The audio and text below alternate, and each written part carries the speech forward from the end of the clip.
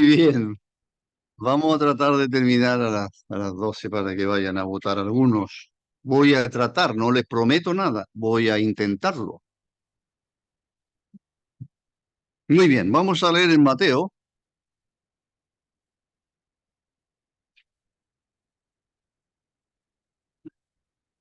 Este tema no tiene nada, no tiene mucho de espíritu navideño, no me interesa.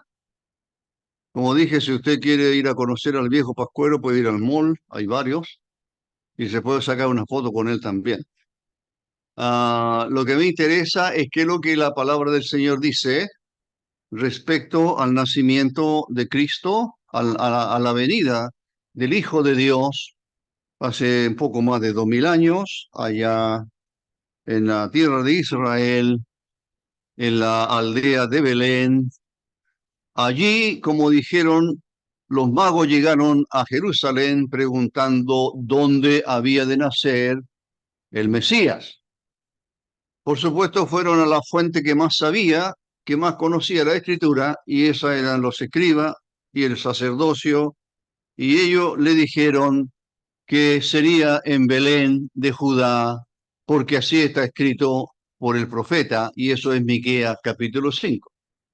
Por lo tanto, ¿por qué iban a ser en Belén? Porque el Mesías, humanamente hablando, es descendiente de David y David era de Belén. Así que, por lo tanto, allí había de nacer el Mesías.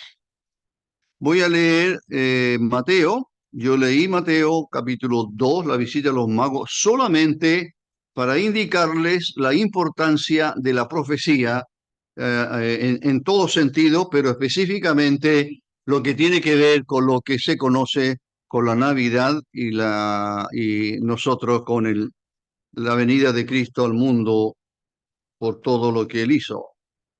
Pero ahora quiero leer el capítulo 1 y el versículo 18, el párrafo hasta el versículo 25, que tiene que ver con la visita del ángel, que aquí no aparece el nombre, pero probablemente, tal vez no nos equivoquemos si decimos que es Gabriel. Gabriel fue enviado a Jerusalén, a Zacarías, para decirle que iba a ser padre, que su esposa Elizabeth, que era estéril y ya avanzado en año, iba a tener un hijo. Y ese fue Juan el Bautista, como sabéis, ¿verdad? Ahí fue enviado Gabriel. Gabriel, según Lucas, también fue enviado a María. Y ahí le dijo bienaventurada, etcétera, ¿verdad? Y da la promesa y le dice que ella sería el Espíritu Santo haría sombra sobre ella y entonces ella tendría un hijo. Aquí es la tercera visita del ángel, pero ahora el ángel, insisto, no aparece quién es. Yo digo que es Gabriel porque los ángeles, que son millares y millares y millares, solamente conocemos dos nombres de ángeles. El arcángel Miguel, que sería un rango más alto dentro de los ángeles, y Gabriel, que parece ser un mensajero muy usado por el Señor. Bueno, leamos versículo 18 del capítulo 1 según Mateo. El Evangelio según Mateo capítulo 1, versículo 18. El nacimiento de Jesucristo fue así. El nacimiento de Jesucristo fue así. Estando desposada María, su madre, con José, antes que se juntasen, se halló que había concebido del Espíritu Santo. José, su marido, como era justo y no quería infamarla, quiso dejarla secretamente. Y ya expliqué alguna cosita que usted ya la sabe, la mayoría de los creyentes ya lo saben, me imagino. Tengo que partir de eso, que leen la Escritura eh, constantemente y este pasaje es tremendamente conocido, ¿verdad? Por supuesto que sí, pero eh, las costumbres, y sobre todo 2000 años atrás, entre un país y otro cambia mucho. Me refiero al matrimonio. Seguramente, no sé si aquí habrá algún matrimonio en que el novio o el que pretende ser el novio posterior esposo de aquella señorita va con sus padres a la casa de la novia a hablar con los padres de la novia. Así era. Y también lleva los anillos. Una vez hablé yo del anillo y casi muy poco usan anillo. Y no, todavía no usa anillo, no, todavía. Córtale el dedo, pero no, no. Bueno, entonces los padres del novio con el novio van a la casa de la novia y hablan con los padres porque él va a solicitar la mano de esa señorita que le ha cautivado. La mano, se queda sin mano, no, pero le va a pedir la mano. Pretende casarse con ella y entonces los padres de la novia lo pensarán un par de veces o 10 veces, no sé, pero consienten. Y hay una época entonces de noviazgo, empiezan los preparativos, ya así era antes, hoy día no sé. No, ¿cómo será hoy día? No tengo idea. De todas las consultas que hago, porque me gusta preguntar y soy preguntón cuando voy a ver a alguien, un doctor o algo, y pregunto al asistente, ¿y usted es casada? No, me dice. Ah, ¿y por qué no se ha casado? No, porque mi pareja y yo no he encontrado a nadie casada. Asistente de la dentista, asistente, las dos que ha tenido la dentista. Sí, miro a mi hija porque... Y las dos, no ella, pero otra dentista. Y le pregunto yo, Bernardita, ¿tú eres casada? No, me dijo, pero tengo pareja. Ah, ya. ¿Y por qué no te has casado? La misma. Y dice, no, una aplicación que escuché es que ella, si se casaba, perdía todo sus derechos, parece, de mujer soltera para postular una casa. Mire, bueno, no pierdo más tiempo en eso. Pero en los tiempos de aquí, el matrimonio era tremendamente formal, muy, muy formal. Incluso el hecho de que se comprometían en matrimonio a la vista de todos, por supuesto de la familia de ellos, ya eran casados, pero todavía no eran casados. ¿Entiende, verdad? ¿Clarísimo? Muy bien. Era como que si estuvieran ya casados, pero aún no se consumaba el matrimonio hasta no hacer la fiesta. Después de eso ya podían, por supuesto, ser marido y mujer.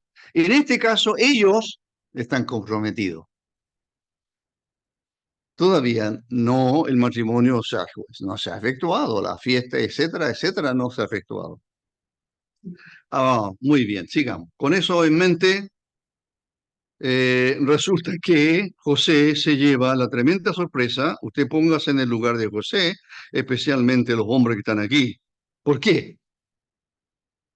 Porque resulta que su novia está embarazada. ¿Pero cómo? La única posibilidad es que tiene otro hombre y entonces me ha engañado.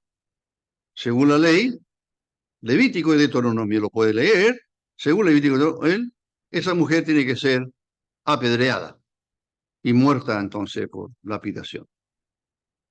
Por eso que aquí se agrega que como José era justo, algunos lo han traducido como misericordioso, bondadoso, pero justo en el sentido que él quiere cumplir la ley de Dios, pero al mismo tiempo quiere ser de alguna forma piadoso quizás con la que era su novia hasta aquí y que está esperando un bebé. Pensando en esto, ahí está dando vuelta José en su cama y le está dando vuelta y vuelta y vuelta y leemos el versículo 20 y pensando él en esto, he aquí un ángel del Señor le apareció en sueño. Ahora, no hay mucha seguridad si José ya está durmiendo y está soñando. O José está acostado a punto de quedarse dormido y no se puede quedar dormido. Me gusta más la segunda, porque cuando yo sueño puras barbaridades, no sé, en otro planeta quizás, no sé. Entonces lo sueño, pero en aquel entonces Dios transmitía mucho de su mensaje por sueño. Así que por eso aquí dice, Pero existen esas dos alternativas, por si acaso, ¿ah? En todo lo que yo he leído, por lo menos. Usted puede investigar mejor que yo, pero pensando él en esto, entonces, he aquí un ángel del Señor le apareció en sueño y le dijo, José, hijo de David. ¿Por qué le dice así? Porque José era descendiente del rey David. María también era descendiente del rey David, pero por otro lado, ¿verdad?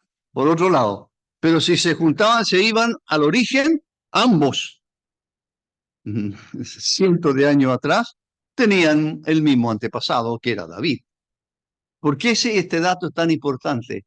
Mire, aparte de Cristo, este es el único a quien se le llama hijo de David, José. José tiene derecho al trono de David, puede ser rey de Israel. María, por otro lado, también. Por lo tanto, el hijo que va a nacer tiene derecho al trono. Es el Mesías o es un rey, el rey David, o sea, descendiente del rey David.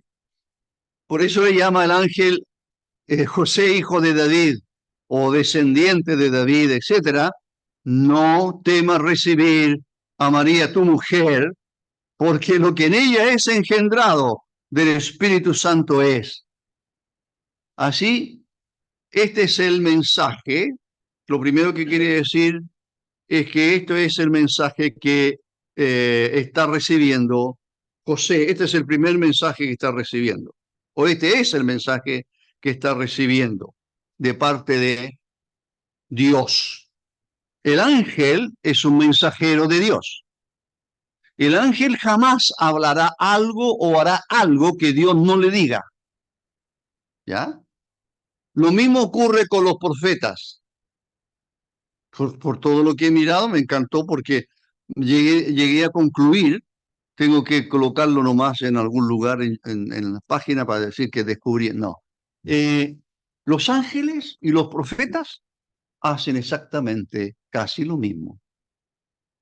¿Por qué me gusta esto? Porque el que proclama el Evangelio hoy o el que enseña la palabra hoy también es un mensajero, en que el mensaje no le pertenece, en que el mensaje no nace de él, sino que el mensaje es de Dios, la palabra está escrita y el deber del profesor de escuela dominical, del predicador del Evangelio, de los que ministran el día martes, los que están en el estudio bíblico y hablan, no pueden hablar, sino lo que está en la palabra del Señor.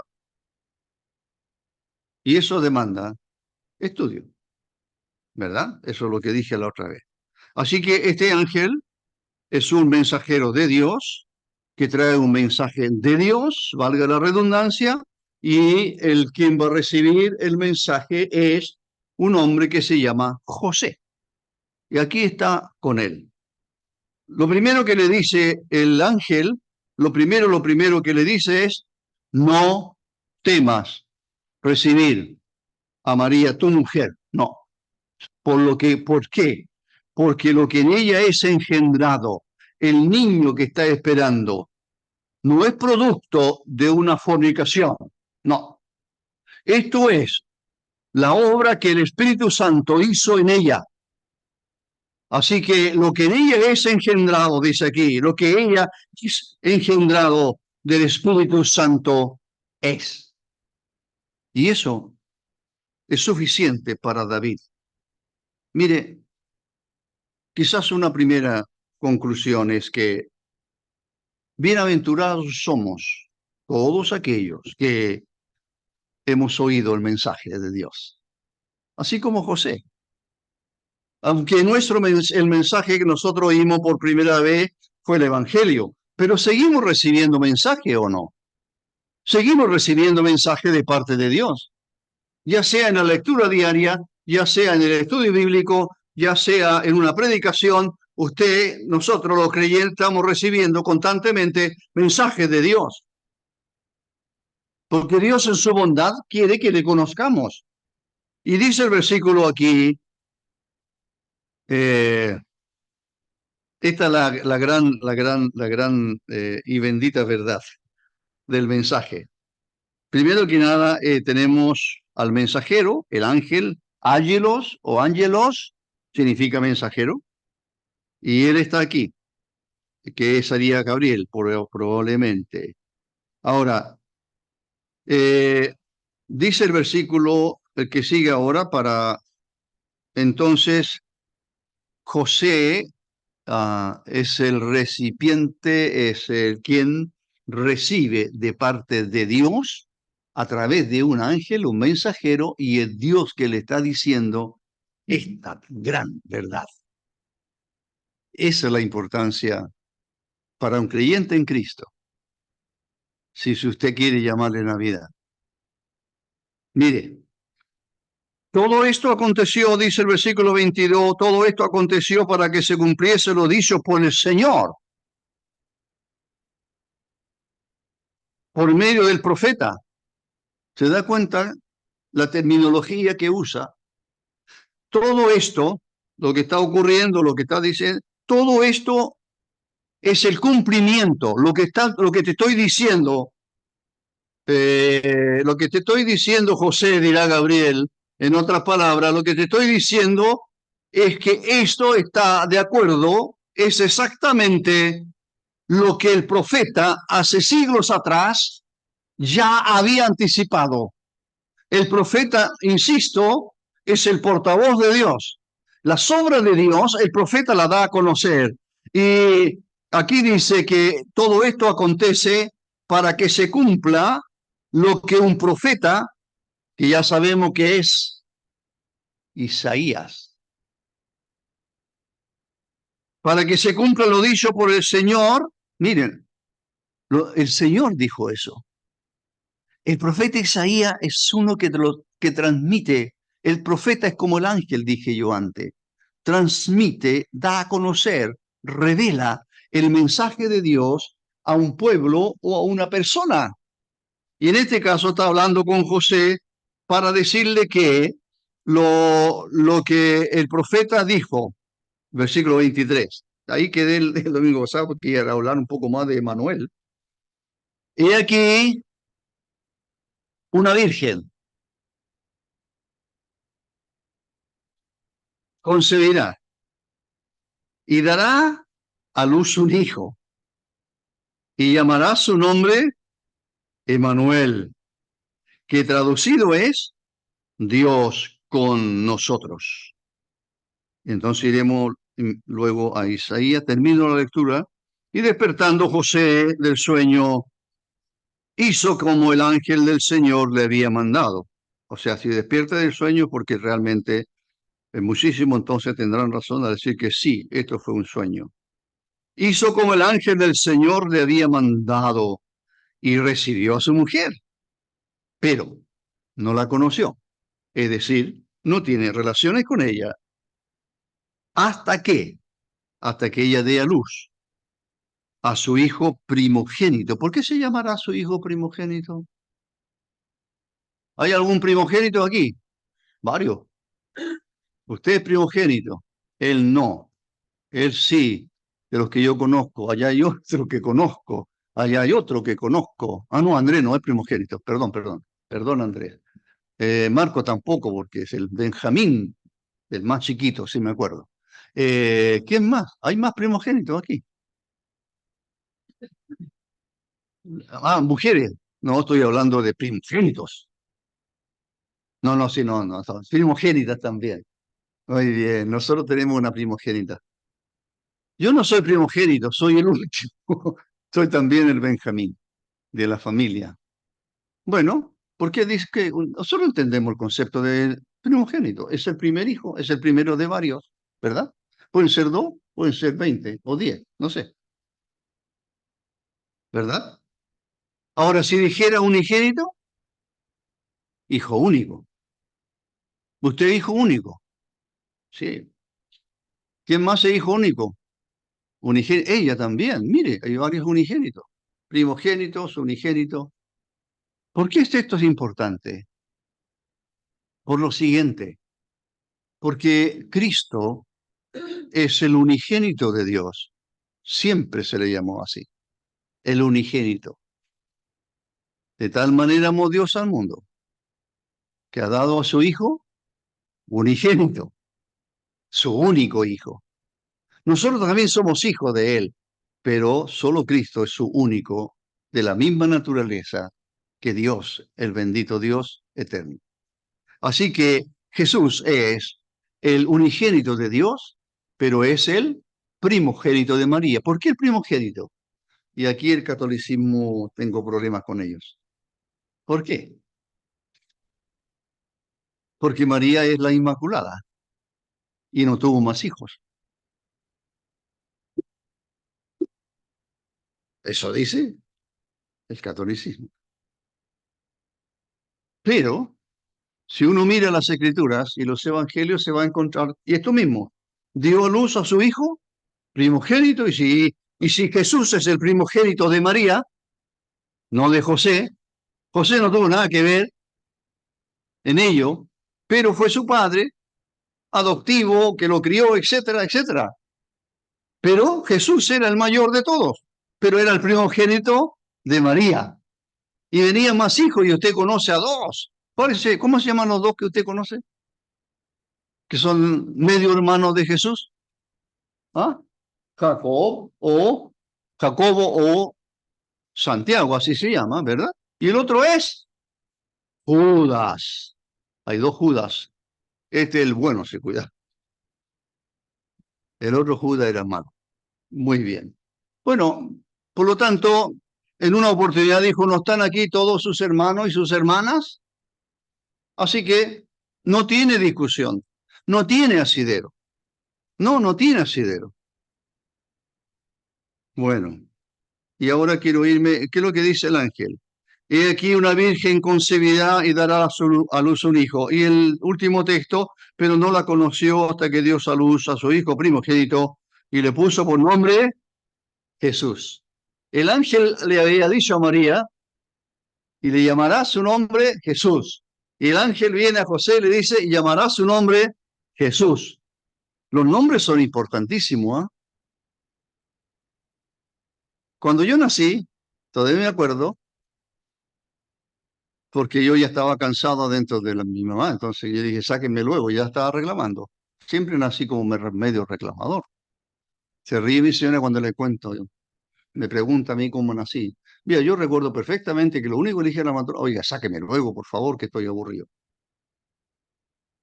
Eh,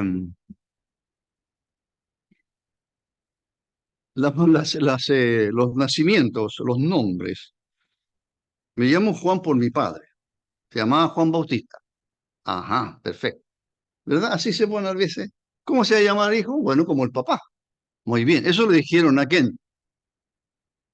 ¿A quién le dijeron? Pero si nadie se llama así, ¿cómo tú le vas a poner? Juan el Bautista. ¿Por qué le van a poner Juan el Bautista? Juan, perdón, no el Bautista es porque después se pone a bautizar, pero ¿cómo se llamará? Juan. Pero si no hay ningún Juan en tu familia, ¿verdad? ¿Se da cuenta? Bueno, me pusieron Juan. Y Andrés, me llaman Juan Andrés. ¿Y Andrés? ¿Saben por qué? Porque nací el 30 de noviembre. ¿Y qué tiene que ver eso? Porque años atrás se miraba el calendario. Hoy día San Andrés. Entonces Andrés. Sí que me llamo Andrés por San Andrés, Juan Andrés. Precioso nombre. Qué pena que no haya más Juan Andrés aquí, ¿o no? No hay ninguno más. Los nombres de las escrituras eran tremendamente importantes, porque la mayoría de los nombres tenían una relación estrecha con Dios. Llamará su nombre Jesús. ¿Por qué? Porque Él salvará a su pueblo de sus pecados. Ahora, el nombre Jesús es el Josué del Antiguo Testamento, que significa Jehová salva. Aquí dice, y llamará su nombre Jesús porque Él salvará a su pueblo de sus pecados. Hay cuatro nombres que tienen la misma raíz. Yeshua, de Josué, de Dios. Yeshua. Ese es el hebreo. Jesús es el griego, pero Yeshua es sería el nombre. aparece como Josué en el Antiguo Testamento, el mismo nombre, Jehová salva. O Yahvé salva, si usted quiere. Algunos no usan mucho Jehová, usan Yahvé, está bien. Yahvé o Yahweh, él salva. Y por eso él se llamará Jesús. ¿Qué significa Jesús o Josué? Dios salva, o Jehová salva, o Yahvé salva. Él salva, nadie más, él salva. Hay dos más que tienen la misma raíz, que son el profeta Isaías y Oseas. Tienen la misma raíz de Yeshua. ¿Ya? Muy bien. Oh, me quedan 10 minutos. Está perfecto. Entonces vamos a irnos, creo, a Isaías capítulo 7. Antes de eso, mientras lo buscan, quiero decirle algo importante en este pasaje. Dice, y llamará su nombre Jesús, que no lo dije, porque él salvará a su pueblo de sus pecados. ¿Cuál es el problema? ¿Cuál fue el problema más grande de Israel? Que estaba sitiado, que lo fueron al exilio, que no tenían... No. ¿Cuál es el problema más grande del ser humano? Es que estoy enfermo. No. Es que no tengo trabajo. No. Es que tengo problemas en casa. No. ¿Cuál es el problema más grande del ser humano? ¿Sabe? ¿Cuál es el problema más grande del hombre, del ser humano? Sus pecados. Y eso no tiene solución humana. La religión no lo soluciona. La iglesia no lo soluciona, solo Dios. Y cuando nace Jesús hace más de 2000 años en Belén, cuando antes que naciera, Gabriel le dice a María, llamará su nombre Jesús.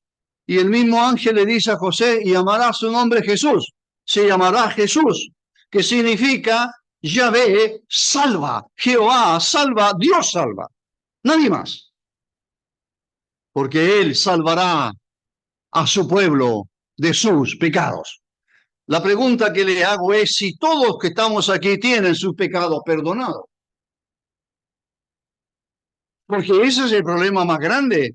El problema más grande tuyo, el problema más grande, yo nací pecador. Podía ser un niño preciosísimo, ¿verdad? A los ojos de mi mamá nomás. Pero podría haber sido un hijo, usted podría haber sido un hijo excelente, pero él nació pecador, creció pecador y se va a morir pecador. Y entonces el ángel dice, él salvará a su pueblo de sus pecados. Él salvará a su pueblo de sus pecados. Así que el más grande problema del ser humano, de la sociedad entera, los problemas en el mundo crecen y crecen y crecen y crecen, y no voy a hablar de la palabrita corrupción y otras palabritas más que han salido, y es una gran pena para nuestro país y para tantos países en que hay millones y billones que se mueren de hambre, porque por otro lado también hay unos tantos que solamente roban. Y eso es muy triste, ¿verdad? Eso es muy triste. Tendrán que dar cuenta a aquel que dijo que había que preocuparse de los pobres, y ese es Dios. Entonces, llamará su nombre Jesús.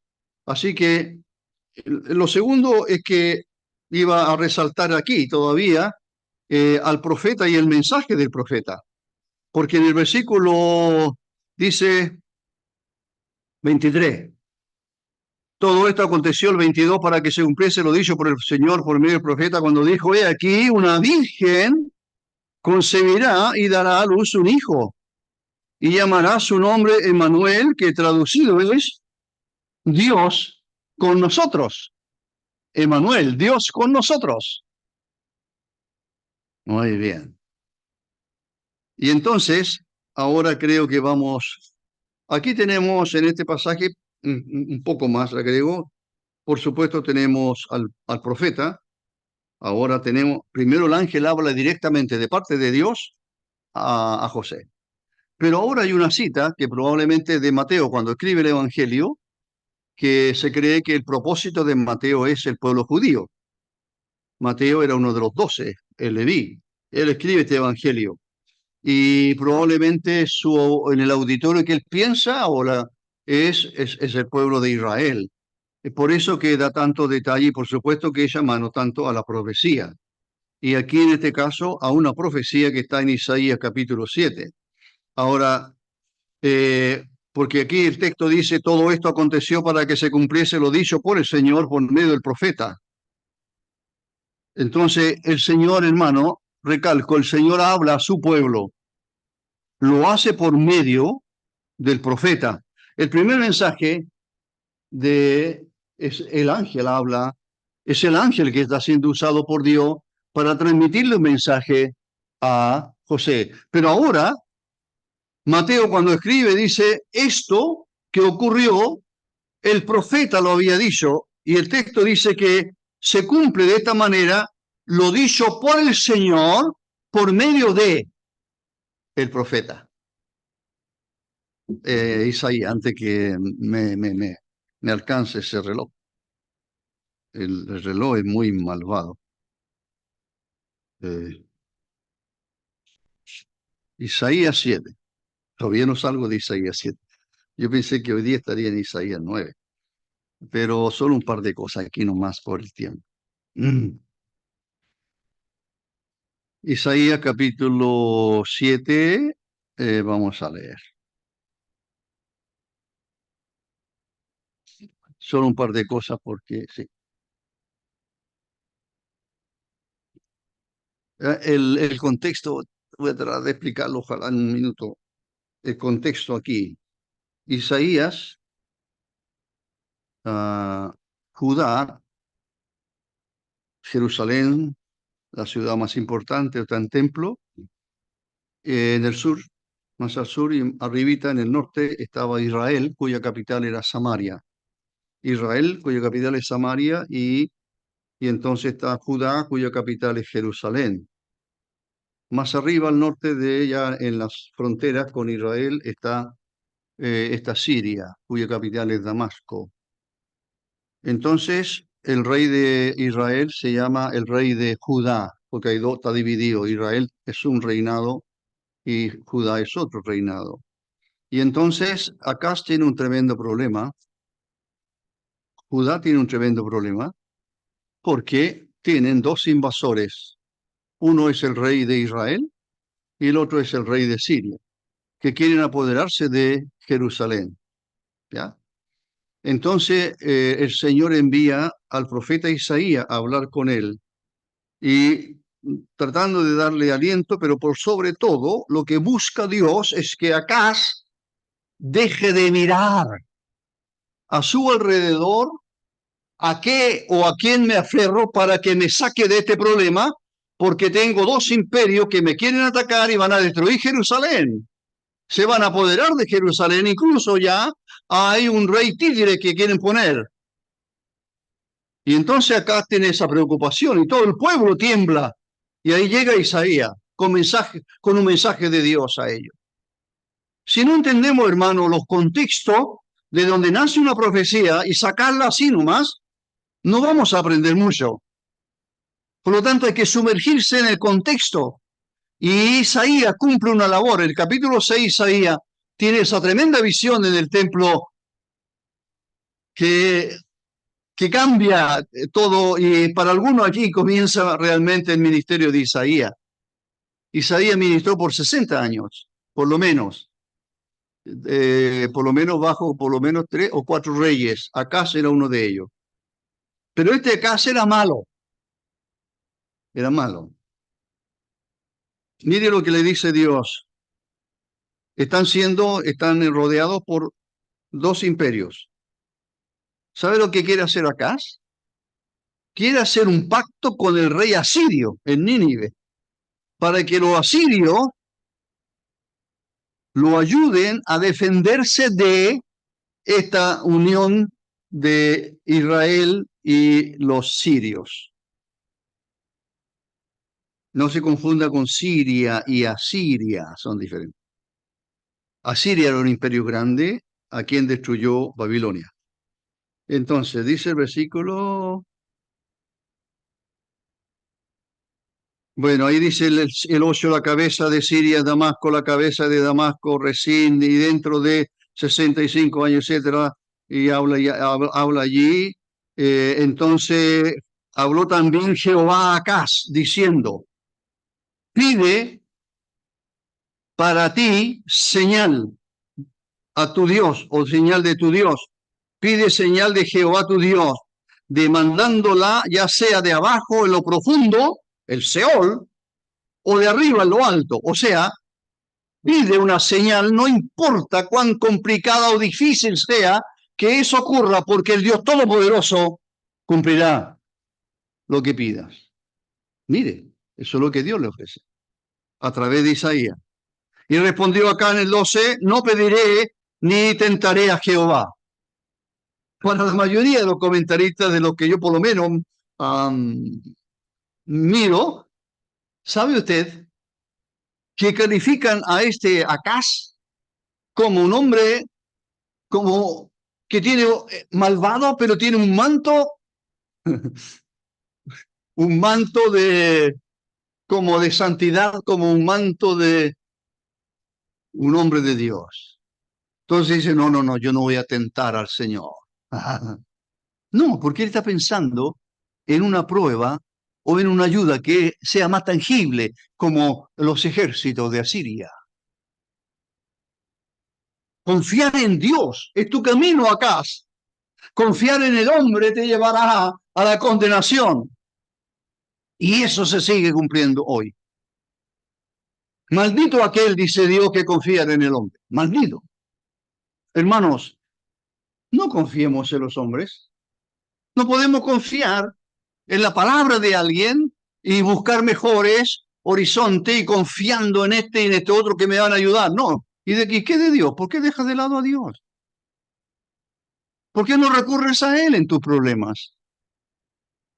Parece que a última instancia recurrimos a Él. Y entonces dice el versículo, en vista de que no hubo señal, dice el versículo 14. Por tanto, dice Isaías, el Señor mismo os dará señal. Y esta es la señal. ¿Cuál es la señal? Es que la Virgen concebirá y dará a luz un hijo y llamará su nombre Emanuel. Comerá mantequilla y miel hasta que sepa desechar lo malo y escoger lo bueno. Antes que el niño sepa desechar lo malo y escoger lo bueno, la tierra de los dos reyes que tú tienes será abandonada. Esa es la señal. O sea, esta es una señal que tiene un doble cumplimiento, como ocurre a veces, ¿verdad? El primer cumplimiento es con Acaz. A él le fue dada la señal. ¿Qué señal? Lo que hemos leído en Mateo. La Virgen concebirá y dará a luz un hijo y llamará su nombre Emanuel porque él salvará a su pueblo de su pecado. Entonces, aquí lo que no se sabe, hay una gran discusión, me llevó no sé cuánto tiempo mirarla, pero esa gran discusión entre si la palabra virgen es esta o es esta otra. Si la palabra virgen significa que una señorita que no tiene novio, no tiene nada, tuvo un hijo, o si es una señorita que al tiempo después se... una de explicaciones que encontré. No sé si sirven tanto, pero o ayudan algo, pero lo medular es lo siguiente, sí. Tiene que haber habido una señorita, creo que la palabra que se usa aquí es señorita, más que una virgen una doncella que aún no tiene un marido. Pero puede ser una señorita que se casará y tendrá un hijo, o tendrá un hijo. Pero la importancia es que ese hijo que esa niña tuvo, le puso por nombre, ¿cuál fue el nombre que le puso? ¿Ah? No están conmigo. Emanuel. Emanuel. Le puso por nombre Emanuel.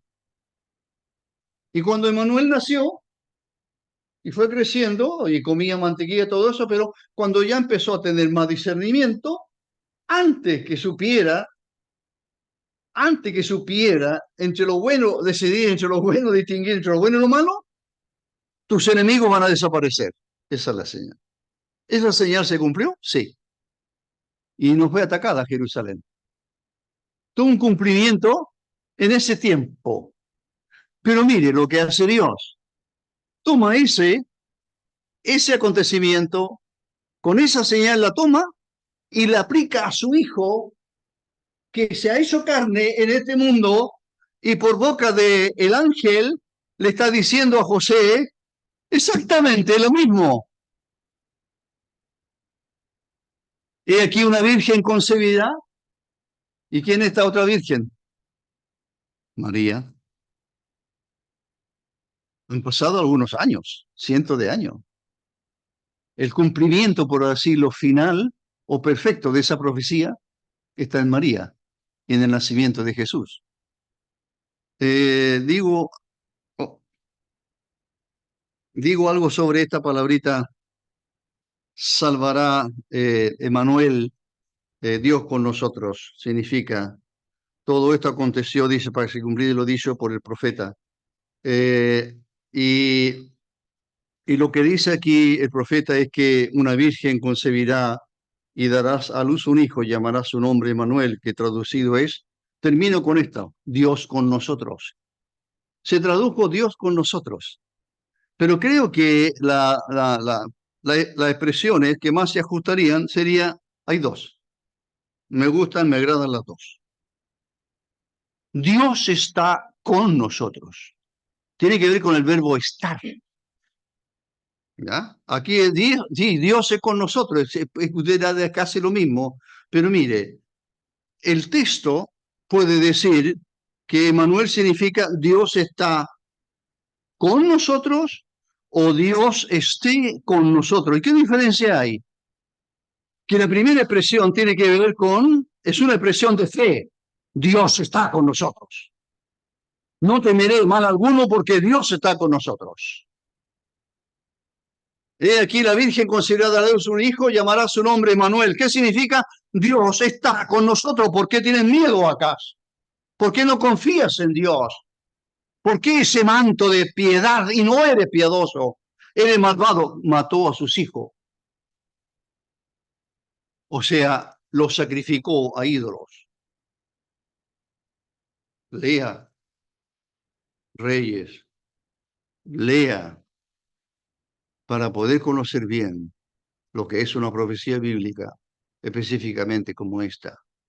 Y entonces, este acá que es malvado, Dios le está diciendo, mira, le está diciendo Dios, la Virgen concebirá, etcétera, y tú le vas a poner este nombre, Emanuel. Y ese Emanuel existió en los tiempos de Acaz. ¿Qué significa Emanuel? Dios con nosotros. Dios está con nosotros y eso es una expresión profunda o una expresión de una profunda fe. Es un hombre que se aferra a Dios. Está conmigo, el Señor está conmigo, Dios está con nosotros, Dios está con nosotros. Pero él no lo creyó.